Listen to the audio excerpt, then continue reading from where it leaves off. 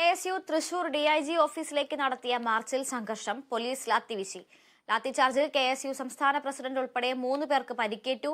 തൃശൂർ മാളയിൽ നടന്ന ഡിസോൺ കലോത്സവത്തിനിടെ ഉണ്ടായ സംഘർഷത്തിൽ പോലീസ് ഏകപക്ഷീയമായി നടപടിയെടുക്കുന്നു എന്നാരോപിച്ചായിരുന്നു മാർച്ച്. ഇരുവിഭാഗത്തിനെതിരെയും കേസെടുത്ത പോലീസ് KSU ജില്ലാ പ്രസിഡന്റ് ഉൾപ്പെടെയുള്ളവരെ അറസ്റ്റ് ചെയ്തിരുന്നു. എന്നാൽ SFI പ്രവർത്തകർക്കെതിരെ നടപടിയെടുക്കുന്നില്ല എന്നാണ് KSUവിന്റെ ആരോപണം. തൃശൂർ DCC ഓഫീസിൽ നിന്ന് ആരംഭിച്ച മാർച്ച് സ്വരാജ് റൌണ്ട് ചുറ്റി DIGയുടെ ഓഫീസിന് സമീപം പട്ടാളം റോഡിൽ പോലീസ് തടഞ്ഞു. തുടർന്ന് കോൺഗ്രസ് നേതാവ് രമേശ് ചെന്നിത്തല മാർച്ച് ഉദ്ഘാടനം ചെയ്തു. ഉദ്ഘാടന പ്രസംഗത്തിന് ശേഷമാണ് സംഘർഷം ആരംഭിച്ചത്. പോലീസ് ബാരിക്കേഡ് മറികടക്കാൻ പ്രവർത്തകർ ശ്രമിച്ചതോടെ ആദ്യഘട്ടത്തിൽ പോലീസ് ജലപീരങ്കി പ്രയോഗിച്ചു. 3 തവണ ജലപീരങ്കി പ്രയോഗിച്ചിട്ടും പ്രവർത്തകർ പിൻവാങ്ങിയില്ല. ഒടുവിൽ പ്രവർത്തകർ പോലീസിനെതിരെ തിരിഞ്ഞതോടെ പോലീസ് ലാത്തി വീശുകയായിരുന്നു.